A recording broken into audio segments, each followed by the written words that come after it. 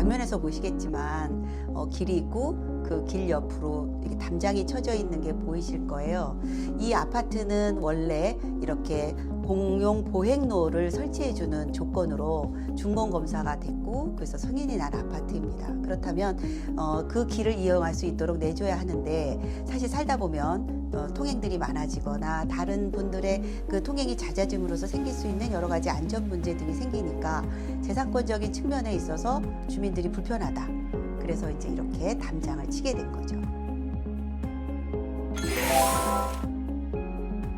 사실 그 입주민들의 입장도 충분히 이해할 수 있어요. 왜냐하면 이제 통행이 많아짐으로써 생기는 그런 갈등들은 꼭 해당 기관에만의 갈등이 아니라 그걸 이용하시는 분들과의 갈등일 수도 있으니까 그들의 입장에서 본다면 어쨌든 이걸 좀 제재하고 싶겠지만 사실은 해당 기관의 입장에서 본다면 여기는 애초에 약속이 이 공공 보행로를 이용할 수 있다는 조건이 붙은 거기 때문에 그래서 조건에 따라서 그걸 이제 승인을 해준 거잖아요. 그러니까 해당 기관의 입장에서 본다면 약속을 어긴 것이고 그 약속을 어김으로써 또 다른 주민들에게 했던 약속이 또 어겨지게 된 거니까 이 해당 기관은 참으로 난감하게 이를 데가 없으리라고 생각합니다. 서울시가 강제적으로 일을 행할 수 있는 권한이 없다는 거죠.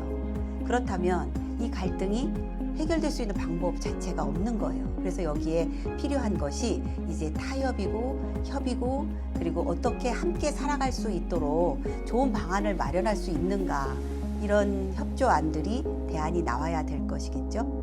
입주민들은 사실 이제 자기 재산을 지키고 싶어 해요. 재산을 지키는 데 대해서는 어느 누구도 사적 재산에 대하여 그렇게 하지 못하도록 할 권리가 없는 것이죠. 그러나 우리는 함께 살아야 되는 공동체라는 것이죠.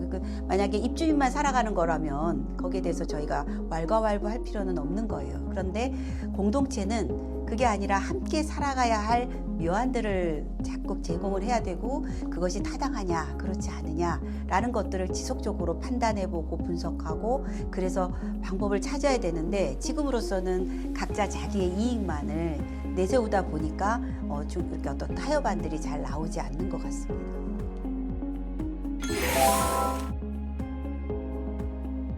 우리가 쉽게 생각해 보면 단독 어떤 업종을 한 곳에서 했을 때 경쟁 업종이 없을 때 더 잘 살 것 같고 더 성장할 거라고 생각을 합니다. 그러나 돌아보면 약간만 좀 낯설게 바라본다면 같은 업종끼리 모여 있을 때 더 상생의 효과가 나는 경우들이 있어요. 예를 들면 성수동의 구두거리라든지 강릉의 카페거리 같은 경우에 예를 들어 본다면 그들이 같이 모여 있음으로써 더 좋은 서비스를 제공하게도 되고 그리고 서로 협력해 가면서 가격이든 아니면 합당한 어떤 그 운영 원리들을 실행해 가기 때문에 소비자에게도 운영자에게도 둘 다 더 좋은 모습을 보여주는 예는 있거든요. 그렇다면 이 아파트도 잠시 돌려서 생각해 본다면 통행을 함으로써 안전하지 않고 그 다음에 또 사유의 어떤 재산을 지키는 데 있어서 방해가 된다고 생각하지만 어쩌면 그들이 거기를 통행함으로써 더 안전을 지켜줄 수도 있는 것이기 때문에 공조는 조금만 다르게 서로 상대를 존중하고 바라본다면 어쩌면 해결 방안이 나올 수도 있을 것 같습니다.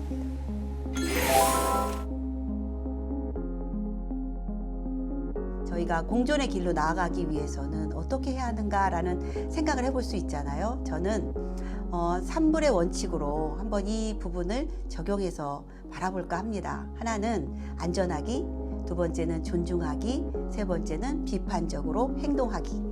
자, 이 세 가지를 넣고 봤을 때 안전하기 면에서 살펴본다면 사람들이 통행하지 않는 게 안전할 것이다.